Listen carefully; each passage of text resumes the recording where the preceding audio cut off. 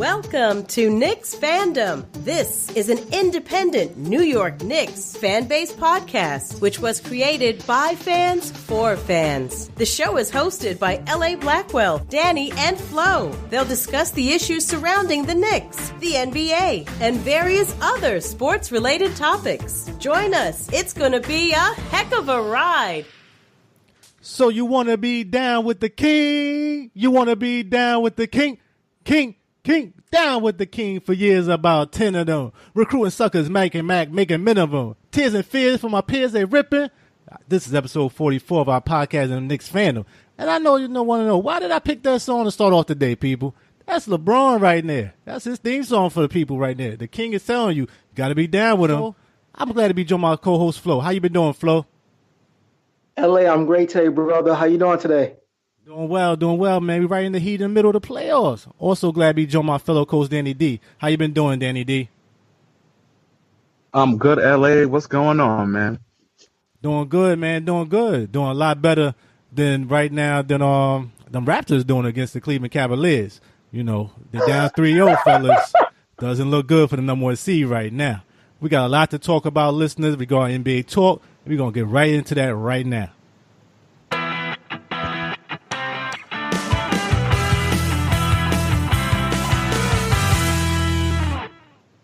And for NBA talk, that's where we briefly discuss everything that stood out in the NBA this week as a whole and in general. And right now, the main talk today, fellas, is NBA playoffs. A lot going on, second round to talk about. And as we talk about the full swing of playoffs, a lot of pretenders has fallen, and some contenders have stepped up in surprising ways. But we got to start things off with LeBron James and Cleveland Cavaliers. LeBron James, LeBron James, LeBron James, LeBron James, LeBron James. Yeah, LeBron James. They was able to survive a brutal 7-game series against the Pacers and now leading 3-0 against the number one seed Toronto Raptors after LeBron hit a game-winning shot with only 4 seconds left on the clock. Guys, what are your thoughts? Starting with you, Danny D. Man, LeBron is doing what he got to do. He's doing what he got to do. He's basically the Thanos to the Avengers, the Thanos to the Toronto Raptors. He just got their number. And as a whole, like we was talking about, we don't know what Toronto is going to do to try to come back and to try to win a game.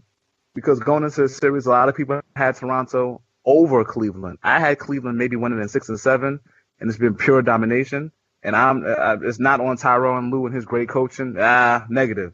It's basically LeBron James dominating, taking over on a team that can't match up. Physically, they just can't match up to Cleveland right now. Yeah, I hear you, man. I didn't get to see Avengers yet, so I was hoping you didn't go too far with that, man. But what you think about it, Flo? How you see LeBron James and Cleveland Cavaliers doing right now? LA, let me put out one important stat right now. LeBron is 11-2 versus Toronto in the last 3 postseason meetings against the Raptors. Listen, man, this guy is destroying Toronto by himself. He is a one-man wrecking crew. Doesn't need any help. I know, LA, you've been bugging me about Rodney Hood. No, I know Rodney Hood has not showed up yet in the playoffs.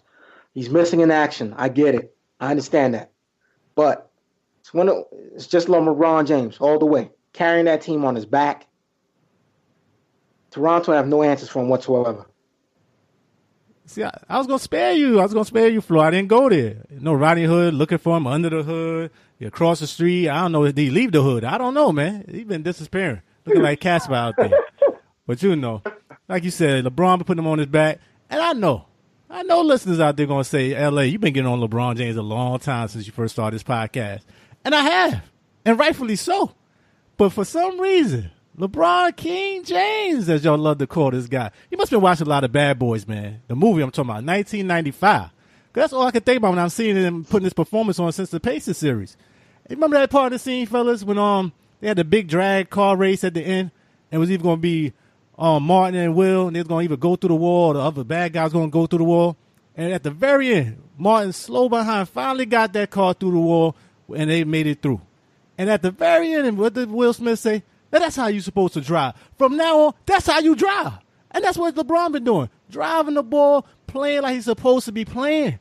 He ain't got to worry about the all-stars around him. This is the guy that everybody keeps talking about is the GOAT, the next MJ. Well, you supposed to play like it. And this time he has done it. He is dragging this team with him. He is taking a team that's not having the greatest talent with him, and he is showing you the dominance that he's supposed to do. And this is why I got on it, because this is the skills we have seen from jump. And he has not put it together. He has been passive, passing the ball, making the correct play. Bump that, man. You make the play that you're supposed to make because you are the star of this team. And he is doing that. And he did that last night with a big shot. He didn't even throw that ball. He aimed at it, if you watch that. Aimed that right off the top of the backboard. Beautiful shot. And I knew it was going in before he even went in, fellas. And this is what we've been begging to see from this guy. And now he's doing that. And this is what you want to see in playoff basketball. So tip my hat to King James. He's doing what he's supposed to do. And this is going to make his thing even propel even larger. Because now you got through a tough Pacers series. You fought your nemesis out there with Lance. We're going to make him dance. You got through all that. Nice series. And now Toronto #1 seed, showing once again LeBron James is your kryptonite. And they are looking terrible, fellas. Looking terrible. And they go out and get swept. It's going to be a bad thing for Toronto. You might have to blow that whole thing up. But pretty much the series is over. I'm just going to ask y'all straight up, who you think going to win this series? Flo, starting with you. LA, originally when the series began, I had the Cavaliers in 6 games, but right now, they're going to sweep Toronto tomorrow night. Bust out the brooms? That's what you tell me, Flo? Yeah, bring out the brooms, man. You got to bring it out right now. All right. How about you, Danny D? Yeah, I might have to bring out the brooms because you could see it on Kyle Lowry's face. Dwayne Casey, after he hit that jumper, they just looked bewildered, confused. They didn't know what to do. They just, think about it. You're down 17. You come back and you think you got it. Just go overtime and get a chance. DeRozan, a minus 23, and you're getting paid over $100 million. You're getting benched too. Yeah, man, they got him. Yep. Got to agree with you, fellas. DeRozan, like you said, 22, 24, and 8. 8 points and you're on the bench. That's not going to get it done. Lowry, you played pretty well at the end. You gave him some fight. But this team looks scared, man. I mean, this team does not look like they want to be in there fighting long. They came back at the end. I give them that. But you're the #1 seed. And this is the guy you've been playing this team around. You've been getting this bench around and everything else. Everybody knew what it's going to come down to. And you just not showing the fight for a team that's been through this. Every time when a team is getting to that next level, you keep fighting this guy and you get to the next level, you get a little closer, and then you finally get over the top. And you can't get over the top with the team that they got right now because this Cleveland team is not that great. Pacers showed you that. They win 7 games with them. So you already know this team is not that great at all. But LeBron is just looking comfortable. He's doing turnarounds, and you're not slowing them down. You really ain't. So I totally agree. I think you're going to get swept, and it's going to be a long offseason for the Toronto Raptors. And that brings us into my next question regarding this series overall, fellas. Where do you think this will affect the playoff run for LeBron James in 2018? What do you think it's going to say about his legacy right now? So I'm with you, Danny D. Oh, it's going to say that his legacy is going to be cemented because you like to say, he's playing with house money. And when you say house money, fellas, we talk about house money. There's no guarantee. He's supposed to lose. So every series and every game that he's win, he's recreating more his legacy. He wasn't supposed to make it this fall. He was supposed to lose in Indiana. They were supposed to lose that series in Game 7. So every time he was win, every time he's getting a buzzer winner and things like that, it's just adding to the accolades that he's winning. Because if he doesn't win an NBA championship, we know he's not supposed to win. He's not supposed to. Yep. Totally agree. What you think about it, Flo? LA, I agree. LeBron is already cementing his legacy. Let me give you some stats, courtesy of SBNation.com. Real quick. LeBron already has 3 postseason game-winning shots at the buzzer. All right, that's a tie with number 23 in Chicago. Also, LeBron, in 166 total playoff games, he's averaging 27.9 points per game, 8.5 rebounds, 6.5 assists, and shooting 48% from the field. Number 23 in Chicago has played in a total of 179 playoff games. He averaged 33.4 points per game, 6.4 rebounds, 5.7 assists, and shot 49% from the field. He's definitely chasing that ghost of number 23 in Chicago. Oh, most definitely. Most definitely. But, and this is what people don't get. This is what lets you chase the ghost. Not what doing Kevin Durant did and jumping the ship and jumping to this team that had the most wins ever and all these type of things. That's not going to help your legacy. LeBron's getting more respect now than he did when he was in Miami. because everybody knew that was an easier task doing that with Dwayne Wade and Bosh. You got more respect when he first went to the final with that horrible team back with Boogie Gibson and all them. And you got more respect when you won the other year with Kyrie. Because people looked at that and said, wow, you still able to be Golden State Warriors. That said a lot. And now you're doing this, and you got a chance to go back to the finals. People going to say, man, this team is not that great. He's an older player right now. He's been in the league 15-plus years. All those things is going to cement his legacy to go higher. And this is what people is going to look at. And this is why you got to embrace that. Because now you're starting to see what you've been begging, some clutch shots, putting the team on your back, everything going through them. And you're winning. That's what people don't realize. Winning solves everything in NBA right now. And it's always been like that. Nobody would talk about Jordan being the GOAT if he didn't win. People would have never talked about Kobe if you didn't win. Once you lose, that's when people start to attack and say, oh, this is not work. He's a prima donna. He's this. He's a whiner. He's complaining. When you win, nobody can say anything. And that's what's people going to remember. And one stat I want to go to that show you how dominant he's been, they show the halftime stat. During the regular season, LeBron been averaging 27.5 points, 54% field goal, 8.6 rebounds, and 9.1 assists. During the playoffs, he jacked it up to 34.4%, 55% field goal, 9.9 rebound, 9.0 assists. Ain't much more you could do than that, fellas. Ain't much more you can do than that. So, I'd like to see what's going to happen this next round. And if he could get through Boston, cause that's who it looks like it's pretty much going to be to me. That's going to say a lot moving forward. Which is Philadelphia 76ers versus the Boston Celtics. And the 76ers lost a heartbreaker, fellas, in overtimes are now down 3-0 to the Boston Celtics. What are your thoughts regarding this series as a whole, starting with you, Flo? L.A., excellent coaching job by Brad Stevens. Definitely did a great job, man. Design a play for Al Horford. It was crazy. When I'm looking at the play, I had to take a good look at it one more time on the replay. He designed it perfectly. You had your boy coming for Philadelphia, guarding him, Robert Covington. That's your boy, L.A. Guarding him, just coming back into the game. And they designed a play where you had Rozier coming back, running back in the front court, running back. You also had Tatum running back. And it pretty much was just a one-on-one matchup where the ball was just lobbed, over Robert Covington's head into Al Horford. Covington tried to front him. That wasn't smart at all because there was no help. It was pretty much one-on-one. He was no man's land. And Horford just ate him up. Oh, very Philly true. made a lot of mistakes, man. Philly made a lot of mistakes in this game. A lot of mental mistakes, turning the ball over a couple of times. Ben Simmons, when you're throwing the ball inbounds, last play of the game, when you have a chance to win the game in overtime, you got to have two hands on the ball. Can't throw the ball with one hand. Terrible job. No, you've seen the rookie. You've seen the rookie mistakes come out. Even the play when he shot the ball and not looking at the time, the shot clock, how much was left. A lot of rookie mistakes right now. You can expect that. And now you're just seeing it on the grand stage. That's the thing that's really bad about it. What you say about Danny D? That's true. And what the hell is Covington doing out there, man? He played horrible, man. Horrible. He played horrible out there. 1 point in 5 minutes. That's the game right there. Supposed to be averaging more than that. But like you said before, just Brad Stevens, man, this guy can coach, man. And we gotta give a lot of respect to Boston with these young guys, Tatum, Terry Rozier, Marcus Smart coming back. They're playing together and they're playing out of unit and they're playing more hungry and they want it more. And they can taste it. Yeah. And like you said, Brad Stevens, man, tip my hat to this guy. He's looking like Hakeem when he lost that MVP to David Robinson. He's like, that's your MVP? Everybody talking about this other guy's coach of the year? And on Dwayne Casey? He said, I'll show you. And he's showing you, man. He's been chess master out there, man. Can't do it much better than what he's doing right now. And that's got to be killing Philadelphia, though, man. Seeing Tatum dropping 24 and you got Markelle Fultz sitting on the bench doing nothing. This guy could have been on your team, and you gave that up for that? That's crushing me, man. Right now, if you had him on that team, you would have won that game. You'd have won that game easy. And Tatum going to be special, man. He's going to be a special guy. You can see that.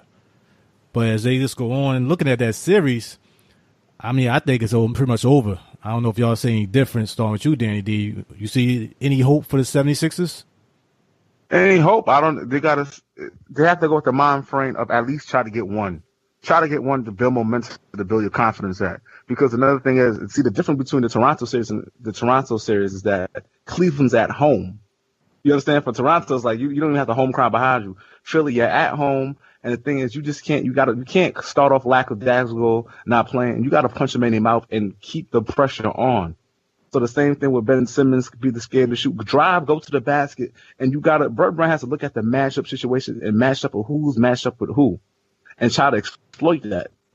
Because if the jump shot is not working, and you got to go to the basket. JJ Redick, if you're not shooting threes, try to go more in and try to go to the basket and try to play. And you got to punch them in their mouth and try to stay on them and don't slack up. Yeah, I hear you, Danny D. I definitely where you coming from. What you think about it, Flo? LA, I don't even understand. Why was Robert Covington guarding Al Horford? That didn't make any sense whatsoever. Covington is a small forward. Al Horford is a power forward playing the 5 position for Boston. Where was Embiid? I don't understand why wasn't Embiid guarding Horford at all. He should have never been in the backcourt. He should have been guarding Horford. I didn't understand that whatsoever. But overall, once again, I see a sweep. Philly, and I understand Philly's at home for tomorrow night's game, but I think they're done. They made a lot of rookie mistakes. They're done. I think for this team, they should be very happy that they made the playoffs with Ben Simmons and with Embiid. They should be happy. They got past the first round. They should just accept it and learn from this. That's all. I know one thing for sure, LA. I know that Sam Hinkie would have never drafted Markelle Fultz. I'll tell you that much.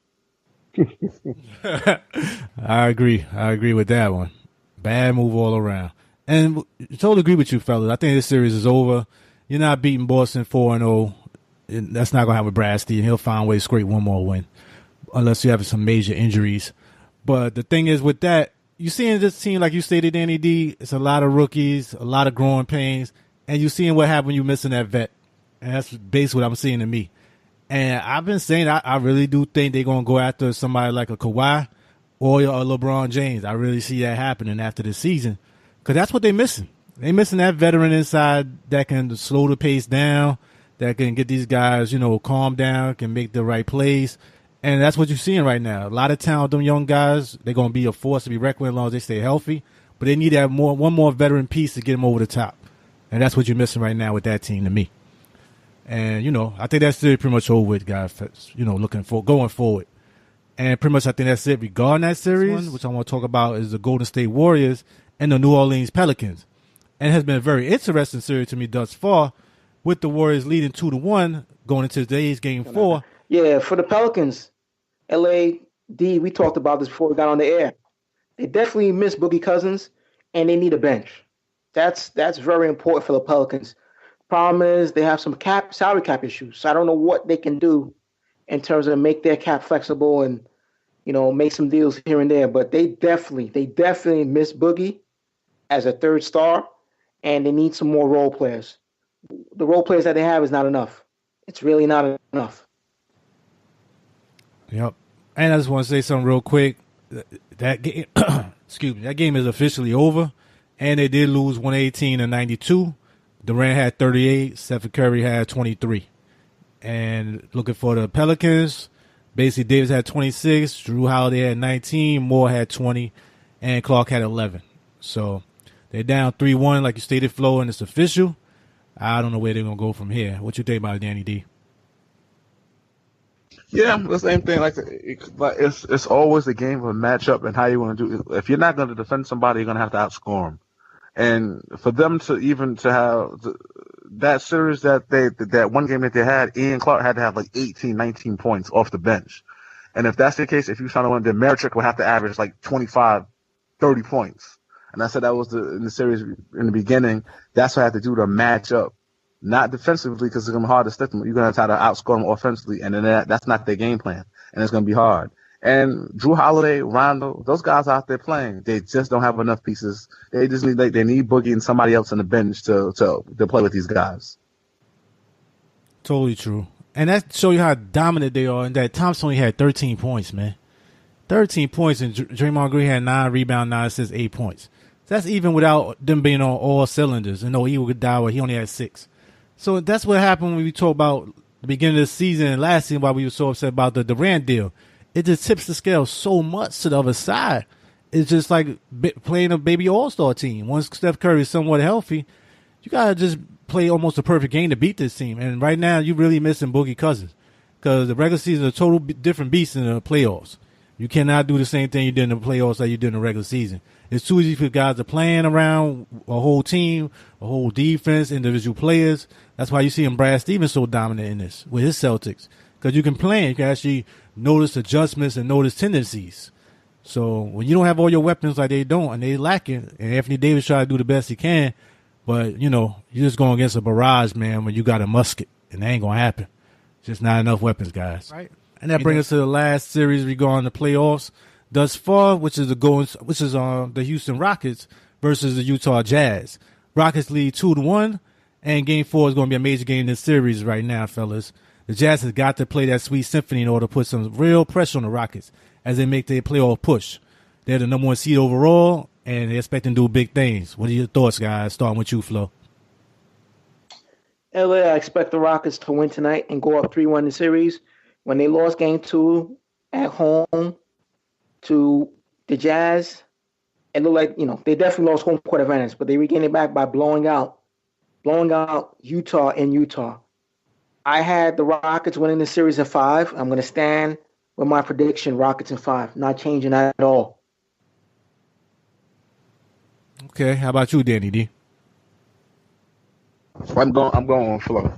If the Rockets put a body on Donovan Mitchell, here's their horse, and he struggled the last game. Not struggled like Ben Simmons because he actually shot and worked the ball. And I think he shot like 6 of 21. He had like a lot of points. But if they control them, Utah's gonna be in trouble. Yeah, but they, like you said before, with the other series, they playing with house money to me too. Nobody expected Utah even get out the other round to me. That was a nice upset they had against the Thunder. So to me, they playing with house money, and this is Donovan Mitchell getting some good runs and getting used to the playoffs. I'm giving them one more game. I just figure he's going to get one more game. He's going to go off and try to do his thing. But series-wise, I think this series pretty much over with. It's kind of like Golden State. They got too many weapons on there with Capella, Paul, Harden. They got a lot of shooters, man. And that offense they play is so much up-tempo with D'Antoni. It's hard to catch up with them guys, man. And they the best team for a reason this year so far. But like I said, playoffs is a different beast. I don't think they're still going to win it all. But they're going to get out this series. They're going to figure a way to win this series. Right. And, fellas, that's the end for our NBA talk session. I appreciate that in our segment, which brings us right into our next session, which is Knicks Weekly.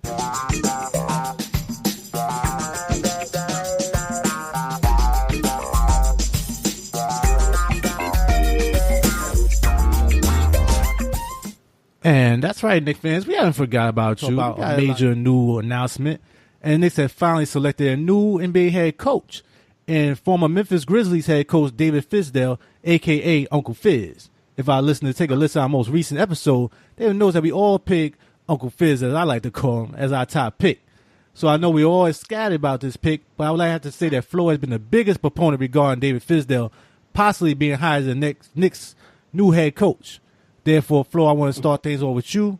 What are your initial thoughts regarding the Knicks' most recent hire, David Fizdale?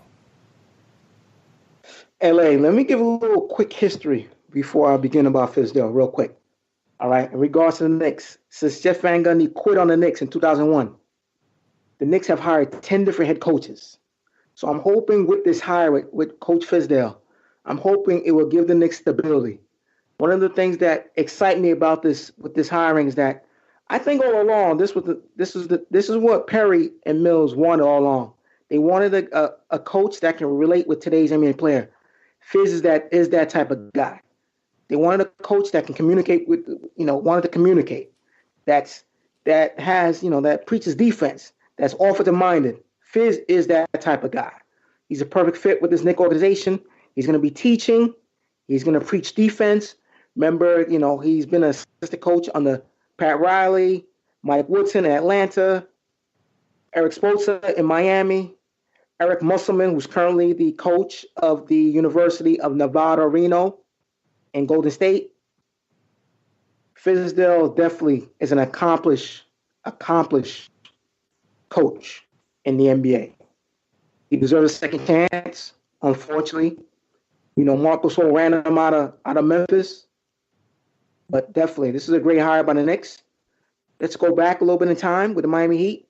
He convinced Chris Bosh, who already was going to become a Hall of Fame player, convinced him to change his game to win a championship, and he became a 3-point shooter. Same thing he did in Memphis. He convinced Marcus Gasol to shoot threes, and Marcus Gasol is not afraid to shoot threes. He's definitely expanded his game. Fizz definitely is going to make Porzingis better. That's one of the most important reasons why they hired him. Excellent job by Perry and Mills. They got this one right. Excellent job.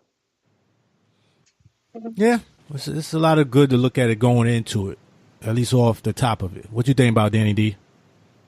Oh, yeah, and more importantly, too, Fizdale is a coach that everybody likes. And when everybody likes a coach, you know what that means? It's different from Phil and different from Jeff Hornacek's. You'll have players that want to come to New York now. Marcus Gasol doesn't like him much. What? Said Marcus Gasol doesn't like him much. Man, let's go, brothers. Yeah, yeah. I wouldn't like him. I wouldn't like him either when he tell me that I'm not playing well when I'm playing like doo doo. Go ahead, Danny D. So we can get some free agency to come here and see what we can do out here, man. So it's a good hire. Appreciate defensive like Flo says, and let's see what we can do, guys. Yeah, he definitely brings some excitement. He brings some energy, is what you need. And I was reading an article from Mike Lupica in the Daily News, which is a pretty good article. You know, have a chance to check it out. And he basically broke it down and talked about a lot of the history regarding the Knicks and their coaching and how you looks nice in the beginning, but sometimes you end up in the same old tired results. But one thing I thought about, he noticed and he mentioned was that you now had 11 coaches in 14 years, during which the Knicks had the worst winning percentage in the league. They have won one playoff series in the last 18 years, during which that time they lost more games than anybody else in the league. Like you stated, Flo, before, this has been something that's been just building and building from top down. And now you're hoping this is going to be the catalyst for change, just like you hope when we got the new GM. Now you're hoping with the coach and you're hoping with everything going forward. And one thing I did see that I liked, they talking about he's actually going to go visit KP in Latvia, which is something that Phil Jackson hasn't done, Jeff Hornacek hasn't done, and none of the coaches before that, which I think would bring him into the fold a little more and like try to embrace that, you know, since he's going to be the star of your team and he's going to be the franchise of your team. You got to show that on some level. And that's the thing why you really want Fizdale, like you stated, Andy D, especially doing free agency. You need to have these coaches in this environment that players want to come to. It's not the old style that players are really running it right now. It's really more of that AAU type mentality. So you got to have these type of coaches that people going to embrace. And you said Dwayne Wade, LeBron, all these type of players really go for Fizdale. He's been around the game. He's not a novice, so he knows the league. He's been there 8 years, plus as an assistant with Pat Riley and Eric Spoelstra. So this is not his first rodeo, you know. And like you say, he deserves a chance after the Marcus Gasol, brouhaha, and everything that happened, and that matters. And he's supposed to be a great defensive-minded coach as well, which is what the Knicks really need going forward. But it's just about getting players at the end of the day. If you don't get the players, I don't care who you got coaching this team, you ain't winning. You got to get some players in here. You got to get some momentum and go in the right direction. And that's what you're hoping and going forward. But looking at that, fellas, just one thing I want to ask regarding that, what do you think that means potentially for the Knicks next season and their immediate future? Starting with you, Flo. I think right now for the Knicks, they need to focus on doing an excellent job with the draft. Right now, the pressure's not on Fizdale. To me, the pressure is really on Perry and Mills. They got to hit a home run in this draft. They have to hit a home run. The most important date on the calendar is Thursday, June 21st. That is the NBA draft for the Knicks. But before that, May 15th, that's when we all know where the Knicks will, where they'll be picking from. We already know, since the season ended, they're considered to be picking ninth, but it's possible they can move up. I don't have a problem. The Knicks were in the top four. That'll be great if they move up from 9-4. But everything begins with Perry and Mills. They have to hit a home run in this draft. They dropped the ball last season. They drafted Frank. No disrespect to Frank, but right now Frank is not a star. Right now, he's still learning the game of basketball. If you had a potential draft either Dennis Smith Jr. or Donovan Mitchell, look at the success Mitchell is doing right now in his rookie season with the Jazz. He's playing an excellent job. got the team in the second round of the playoffs, regardless how their season ends against the Rockets. He's got them in the playoffs. He's just a one-man band, and he embraces the coaching staff, Quinn Snyder and company in Utah. So Knicks got to hit a home run with this draft pick. Seriously. Yep, definitely see where you're coming from, Flo. What do you want to add to that, Danny D? Yeah, that's with the draft, and then it's the thing is, this is New York, so people can be very, very, very, very non-patient when it comes to things. So we have to take our time with the public and with Fizdale's and see what we can do, because there's going to be some growing pains. And the questions I want to bring to y'all is, now, like you were saying before, you go into rehab, right, with Porzingis. Now, what is your idea? You're trying to what? Just to see if we can get some wins, or you're trying to get the playoff race, or you want to make sure, or you want to hold and make sure we sit. Some people are saying that we should sit KP out for the whole year and let this be a trying for Fizdale for this year and let him come back next year. So let him sit out this next season and let him come back the following season. So what do you guys think about that? I have my idea. What you think about it, Flo? And I'll state mine. It really depends on what the Knicks do via free agency. It all depends on whether Kyle O'Quinn and his Cantor, if they opt out. If they opt out, then if you're the Knicks, I think you have to sit out Porzingis for the whole season. If they opt in, then if you're Perry and Mills, then you definitely have to see if you can make a little playoff run next season. If you make it as an AC, great. If you don't, hey, it is what it is. But it really depends on, those three factors right there. Cantor, O'Quinn opting in or opting out, and also the draft. Yeah, I hear where you're coming from. I definitely do. But to me, it's all about KP being healthy. If he's not healthy, and with this type of injury, it usually takes, like you said, a year to really get back right. I'm not rushing him. We tried that this year, and we had a lot of nagging injuries, and we tried to make that playoff push, and it got to the point where he just, couldn't stand up to it. The rigors of the regular season, which I always worry about with KP. So I'm not even trying to worry about playoff next year, because this team is not ready for that. And unless they have a major trade and they trade this pick along with Frank or something else, and a major player come here, this team is not ready for playoffs. I'm not trying to get to playoffs again. I'm trying to get pieces. Like I said, for the longest, I want this team to make a push within 2 years. That's what I really want them to make. They push. And that's the big thing, like you stated earlier, Flo, with Donovan Mitchell. When you have those players that really step up and they on them rookie contracts, like what Boston had with Tatum and all them guys and Jaylen Brown, that's how you really get those star players. Same thing with Philadelphia. They're young players that doesn't take that much cap space. Embiid is just starting to get paid next year. So that's how you could get the stars to go with the young talent.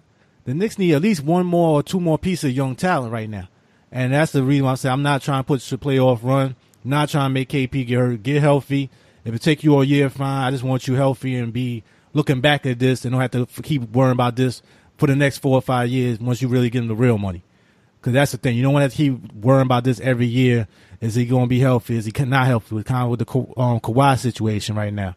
You don't want that. You want him to be healthy and just move forward, and then the franchise player will feel comfortable playing with him. But like you say, Danny D, if he's not out there, I don't think you're going to get the star players going to play with him anyway. These guys are not going to come here. What you think about it, Danny D? And that's the same thing like we were saying before. If he's not healthy, you don't put him out there. You don't go out there. You play with what you have. And also, so that brings up the next question. Now, with the time period, it takes a year and things like that. You remember, his contract is ending up. So you can do the Larry Bird route and give him the max contract at 5 years at $157 million. Now, do you offer him that 5 years, or do you give him a lesser deal? Maybe him and his brother want a max deal. That's the same thing, not to throw New Orleans on it, that's the same thing with Boogie. Boogie's coming off an injury. Do you give him the max money? Do you give players that could potentially all-star, do you give them the all-star money, the fear that you might lose them out in free agency? No, I hear you. That's definitely a good point you're making. Great point. I think you really got to believe in what your doctors is telling you at that point. That's what it's really going to come down, because we can only see from the outside looking in. We can only go by what we see. The same thing with the draft and Mitchell. It's like, I still don't know how Mitchell dropped that low. With the talent this guy is showing, once we got to see him in the NBA, I don't understand that. Go ahead, Danny D. Oh, no, I'm listening. That's what you said. Because it's the bird idea. That's what you have to have. And sometimes it could be luck. Sometimes you can see it on paper. The same thing with Kyrie, because the same thing with Kyrie. Remember Kyrie, when Kyrie got drafted, remember he didn't even play the whole season. Remember he got hurt in college. So you wouldn't know. You're just taking off a bird eyes view, and sometimes it's just luck. Because then you got the Kwame Browns of the world, you got the Anthony Bennetts of the world. It's what happened. Jonathan Mitchell dropped because you know, we got into a bait race with Dallas. I think we still got in a bait race with Dallas, like what Flo said before when we drafted Frank, because I really think they just wanted Dennis Smith Jr. and we baited us into getting to Frank. But that's neither here or there. It happens. So he dropped, and it happens, you know. So we got to see what happens, what's going on. Yeah, definitely does. What you want to add to that, Flo? Yeah, let me add two things to this. Number one, I'm really hoping that Mills and Perry, they fired the entire Knicks scouting department when they came on board. That's number one. And number two, for Porzingis, LA, I feel totally confident Porzingis coming back healthy. As long as Porzingis doesn't have the Spurs medical team, I'm fine with it. I'm fine with Porzingis. Yeah, I wouldn't get rid of everybody with the Knicks. The guy that scouted KP, I forgot his name. What's his name from the Knicks? He does a great job. I forgot his name too. Oh goodness. Yeah, I forgot his name. I know what you're talking about. It'll come to me in a minute. I forgot his name. Clarence Gaines Jr. That's who it is. Yeah, he does a great job. So yeah, I would definitely keep him, and he's still with the Knicks. So, but I know what you're saying. So you know, some guys making some misses. But I think that's more on Phil with that situation. But, you know, like you said, Dandy, some things are hit or miss. But I got to go by the doctor, and I got to go by how well he just progresses. Because that injury, especially with a big man like that, you don't want to have to be dealing with that throughout his whole career. And that's the problem. It's like with the Knicks, they really don't have nothing else that's a real star player. So like you said, if you let him walk, all right, you let KP walk. Where do you go from there? You know? You kind of like forced to get him. Even if he's not 100%, because at least now you got a piece that another team will be willing to trade a star player like maybe a Kawhi Leonard for or something like that. Without him on your team, you don't really have another piece that other franchise see as a franchise type player. He's your one guy. So you kind of like forced to make that happen. And also it sends a message to other players like, do you take care of your own, you know? Those other players are looking at that from other organizations. So you just got to get him healthy. And hope he's young enough, like you said, Flo, and he be young enough to mend, his body get well, and we go forward from there. And like you said, hit a home run with this draft or doing free agency after this year or so. That's the main thing going forward as a Knicks fan. Anything else to add with that, Flo? Yeah, LA, question for you.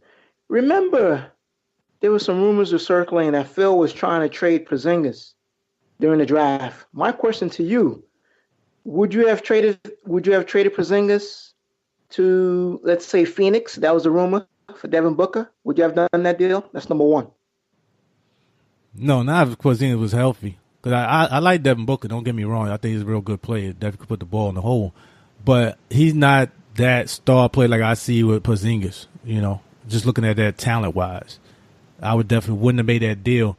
But for like a Kyrie or something like that, when that was being talked about a little bit, that type of move I would have thought about. But I always still want a piece with KP. That's my whole thing. Because even let's say you made the trade for Devin Booker. All right, fine. Now you got Devin Booker. He's healthy. But how many people really rushing to play with Devin Booker? You know? I don't see that happening with this team. You still need you need more than two pieces. That's just the way the NBA is right now. If you don't have two pieces or more, you ain't winning. So it's like, even with KP, if I can't get another piece somehow and I don't see how to get it, it's not going to help you. Whether you get in a lottery or whether you get a free agency, you got to figure some way to get that second piece to go with your team. Because you see, even with New Orleans, you're not beating the Golden State Warriors. You're not beating these teams. The only person really doing that right now, you could say, is LeBron. He's the only person really doing it. He's on a mission right now. So, and he's a 15 vet and, you know, one of the best players ever. So, unless you got that, you just ain't got no chance out there to get to the finals right now. And that's just how it is. And the East is weaker division. So that's the thing you have to think about as well. That's the thing I look at going forward. I just don't know who else you would trade for, KP. Who else would you trade for? Would you make that deal? Me, no. But I'm wondering in the back of my head, I think Phil looked at Porzingis' body of work and said to himself, you know what? This guy's going to break down. Let me see if I can move him now. And I think that's really what cost Phil Jackson his job. Just thinking about moving Porzingis kind of probably pissed off Mr. Dolan. That's just my opinion. I think that and just losing. Like I said, without winning, that's a great equalizer. What you think about it, Danny Dean? Would you have made that deal of trading KP? Heck nah. I wouldn't trade KP, not from the Devin Booker. Because you got to think about it, like I said, somebody who's 7 foot and things like that. It's hard to get. They don't have 7 foot jump shooters that's coming in the league like that. Like now, who can move and have the skill set of Porzingis? Because even though we're looking at the injury, he's not a dynamic person dunking on people and things like that. So that's a good thing. He's a jump shooter who can go down in the post and play. You know, he plays outside of the box. But he's not like who's the kid from Chicago that plays in Chicago? Not like a Zach LaVine or Derrick Rose who needs that dynamic cut. He's 7 foot, so that might be a little bit help. That he doesn't really jump and move like lateral cuts like that. But then, like you said, to get another player to come here, it really dwells, man. You gotta have people to play with KP to let the load, so he doesn't have to take much of a load to do that, and he can rest. I don't know though. That's what I'm trying to say. I don't know who will want to come right now, and how much money, how much cap space we have right now. Yep, right on their plate. One question I'll ask you guys about Budenholzer. In Atlanta, I hear he might be going to Milwaukee right now. Last time we did a podcast, he wasn't an available candidate. He was still with Atlanta, and he was under contract. Since then, last episode, he's been released, and he's a free agent, basically, and you don't even need compensation anymore. Quick question. Would you rather have Budenholzer, or would you rather have David Fizdale? So I'm with you, Flo. Fizdale. Something don't add up to me with Budenholzer. It just seems to me, as soon as Atlanta started to go in rebuild mode, he wanted out, and Atlanta obliged. He was even offered. Matter of fact, he wasn't even offered really the Phoenix position. If you think about it, Fizdale was their number one choice. If you really, really want to think about it, you know, no, Fizdale automatic, 110%. I like Budenholzer, but Fizdale is more of the hotter commodity right now. He's 1, and then Budenholzer is 2. I hear you coming from. What about you, Danny D? What you think? Yeah, Budenholzer. Yeah, I would visit too. For Budenholzer, I really didn't see anything to make me want want him to say that the track to say that he's that of a coach. You understand what I'm saying? Like the teams that he had before, yeah, but for me, I haven't seen anything that like, we have to get this guy. Now, I hear where you come from as well, but I actually like Budenholzer as a better coach, per se. I think he's a better coach than Fizdale is, just me personally. But I think for this job, I still think Fizdale was a better choice at the end of the day. Just because, like you said, Flo, I think it rubbed me a little weird, I should say, regarding it. I heard some reports saying he actually wanted to come to New York, but not so much for the Knicks, just for New York. And family-wise, so it made me a little weird rather than somebody I think that really would embrace the Knicks culture and really just want to see this team win. But I think Budenholzer, I think he did a lot with – I'm big on coaches that do a lot with nothing. And Atlanta didn't really have a great team to me. They had Millsap, they had Horford. But overall, they didn't have a lot of pieces, a lot of athletic pieces, I should say. And he got a lot out of them. And just look at them on regular coaching, where I thought he did a really good job with their team. And, you know, he come from Popovich thing and that type of tree. So I know he know the game. So there's no question regarding that. But overall, I just think a fit, and you got to have somebody that can really communicate and deal with the media. That's one thing this has really been lacking as a Knick. You haven't had a person that really could deal with the media in a long time. And I think that really affected his team, even with Phil Jackson, who wouldn't talk to the media. Hornacek, he was okay, but it really wasn't nothing major one way or the other with him. I think Fizdale's going to help in that manner as long as he stays in control and don't try to say too much or do too much too soon. I think he might be a person that likes the lights a little too much. That's the one thing I have to worry about with him. But if he just focus on the task at hand, I think he'll be fine. I do see that in him, man. I think he like them bright lights. But, you know, Phil Jackson. What's what Quinn and Fizdale do in the club together, man? Tell Fizdale to go home and go coach, man. Trying to get in the club with the players. Go where wifey is, man. One of them no trouble with her, man. You know? Oh, okay. But, you know, that's the only thing I worry about him. But Pat Riley did well with that, so I'm hoping he taught him some things, how to deal with New York and, you know, the bright lights. You know. But, you know, a lot of good questions there, fellas. Listeners, y'all can always leave your comments at the end. Let us know what you think about it as well, where you agree, where you disagree. And, you know, let us know. We definitely talk about maybe on the next episode. And that brings us to pretty much the end of this session. And unless you have anything else you want to add regarding the NBA as a whole or the Knicks as a whole, fellas? If not, LA. Go ahead, Flo. The one thing, the elephant in the room is pretty much Mark Jackson. I know a lot of Knicks fans were clamoring for Mark Jackson to get this job. And don't get me wrong, I think Mark Jackson is a great coach. But when I see Mark Jackson, I really think of, to me, I think he's the Buck Showalter of the NBA. I think he's a guy that can, groom a team, so to speak. He's like an architect. But I'm not sure he's that type of guy that's going to take the team to the next level. Because if you notice, once he got fired, Steve Kerr came in, won a chip. So that's my only. There are some concerns I have with Mark Jackson. I think he's a great coach, but also you got to look at a couple things. Number one, he's been out of the coaching gig for 4 years. That's one. Two, we always heard the rumblings about things behind closed doors, with him fighting with Brian Scalabrine, who, AKA the White Mamba, demoting him. Also, you had the other coach, that's assistant coach with the Pelicans. Forgot his name right now. It'll come to mind by next week, so I apologize for that. My memory's shot. But we've always heard some rumors behind closed doors with Mark Jackson. Also, with the extortion plot, pretty much there were some rumors about allegedly he was cheating on his wife and he was being extorted. He got the FBI involved. So those are the things that concern me with Mark Jackson. Also, LA. Mark Jackson had the opportunity to be a Knicks coach 4 times. 4 times. First time, at the time when Donnie Walsh was the president of basketball operations with the Knicks. He was going to hire Mark Jackson because he knew Mark Jackson, because Jackson played for him in Indiana when he was running the show, in the Pacers organization. What happened? Mike D'Antoni got fired in Phoenix. He was the hot commodity. Donnie Walsh decided to not go with his gut. He went with what he felt was right in his opinion, go after the hot commodity. He hired D'Antoni on the spot. Second time, the Knicks had opportunity to hire Mark Jackson. Phil Jackson came on board. He hired Derek Fisher. Immediately, he retired from the Oklahoma City Thunder. Okay. Fisher did his own thing. He had some little issues, with allegedly dating Tim Hardaway's girlfriend when Tim Hardaway was on the team. He had some issues with Matt Barnes. Okay. Third time, Phil Jackson fired Derek Fisher. You had Kurt Rambis, and the fans were pleading with the Knicks organization, do not make Kurt Rambis head coach. What does Phil do? He decided to go after Jeff Hornacek. I thought Mark Jackson would have been perfect during that time. You want Hornacek. I don't think Hornacek is a bad coach.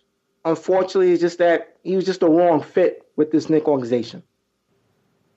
And now, fourth opportunity. We go and we get Fizdale. So Mark Jackson had his chances. It's just the timing has been bad. And then also, think about this for a moment, LA. He probably had a bad interview with Perry and Mills. If you think about it, behind the scenes, you had Kevin Durant's manager and business partner, Rich Kleiman, was vouching on behalf of Mark Jackson after the Knicks were done with their head coaching search. So, I hear where you come from. I think he pretty much nailed it on the head, and I think all those things stopped him from getting the job at the end of the day. And I think they just decided, like Derek Fisher, they didn't want to go down that road with all that extra excess and potential headaches. And like you said, I think Daddy D might disagree about how much impact Steve Kerr had. But go ahead, Daddy D. You're right, man. You're right. Listen, all Steve Kerr did was paint the house. That's all he did. He didn't do nothing. He just painted. I'm going to talk about the first paint. He did the last paint on it. Come on. Because you got to think about it. At that time, not to cut y'all off, at that time, Mark Jackson, remember, that's how Stephen Curry got that horrible contract to beginning, because we didn't know if his ankles will hold up, because he was having ankle issues. That's why he got that cheap contract in the beginning. I remember, because that's a big issue. Like you said, going forward, people kind of worried about even giving him that money, but they decided they had to. Kind of like what we had with KP situation, and it worked out for him, They gave him a horrible contract. They're like, he wasn't getting paid. He was getting dimes on the dollar. That was all Mark Jackson. But not to cut you up, things like that. Yeah, no extra, but you don't want to go with the headaches. That's the thing. You have to start off fresh because all that stuff can bring, and plus it's New York. You have different riders. Everybody's going to bring your past. People are like, oh, don't worry about your past. You have to worry about your past when you're doing this type of business. It can show up at any time, at any moment. And you can't have that in New York because what we're looking for is a fresh start.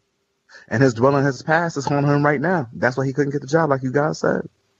And like you said, Flo, they got to hit a home run. Just like with the draft, they need to hit a home run. They had to hit a home run with this coach because, like you said, no one has really been that coach to hold down KP. KP, main person that he really had an affinity for, to me, was Melo. And he's gone, so you really don't have another player or coach that he really make him want to stay with his team right now. So to me, this is Fizdale's job to make this guy feel like I'm riding with you, it's me and you, and we going to make this thing turn it around. So you had to hit a home run with this coach and try to make KP want to stay here. The money's going to play a big part. I feel like he liked the city. I feel he already embracing that. But the money and the atmosphere is going to be the next biggest part because he want to win. And I can see that out of him, and he want to be a star. So if Fizdale can show you, I got some rings in Miami. I know how to win. I can tell you some things, and I can get you some players, then that's going to make him make that decision a lot easier. And that's what made Fizdale get the job and Mark Jackson not get a job at the end of the day. But one thing I'm looking at, why Pat Ewing can only get a telephone call, fellas? What Pat Ewing did everybody, man? He only got one phone call. You all right? You good? All right. We're not going to get a job or nothing, but have a good one in Georgetown. Bye. That's it. You didn't get an interview or anything.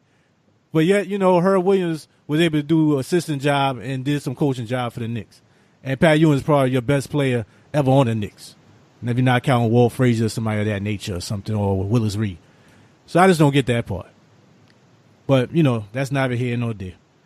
And that brings us to the end of our session and the end of our show today, fellas. And our closing remarks. You got any closing remarks for the day? Starting with you, Flo. LA, I want to thank both of you gentlemen for allowing me part of this great show, Knicksfandom, the #1 independent basketball podcast in the world. I want to thank all the listeners, old listeners that's been here from day one, and new listeners. I want to thank you very much. We're all over the place. We're on Speaker. We're on iTunes. We're on TuneIn. We're on SoundCloud. Fans, I thank you very much. Please continue to listen. Please tell a friend to subscribe. Gentlemen, thank you as always. I appreciate it. Thank you, Flo. Couldn't do without you as well. Much appreciated, brother. How about you, Danny D? Any closing remarks for our listeners? I want to thank you guys once again, and want to keep on thanking the listeners. Keep on subscribing, and keep on spreading the news, and keep on showing the love. Appreciate it. Same for you, Danny D. Much appreciated as well. Always appreciate your contribution. Couldn't do the show without y'all. Much appreciate to our listeners as well. Keep subscribing to the show on YouTube and iTunes. Keep spreading the word. Because the more you spread the word, the more we can get it out there and get the people that actually want to enjoy the show and listen to the show and appreciate the show. Just like we appreciate you listeners. Thank you for positive reviews on iTunes. Keep it coming. And make sure to stay in tune for the next show. And keep watching the playoffs, man. It's pretty good playoffs. A lot to talk about. And we'll be here for the rest of it as well. Keep it going. Keep tuning in. See ya.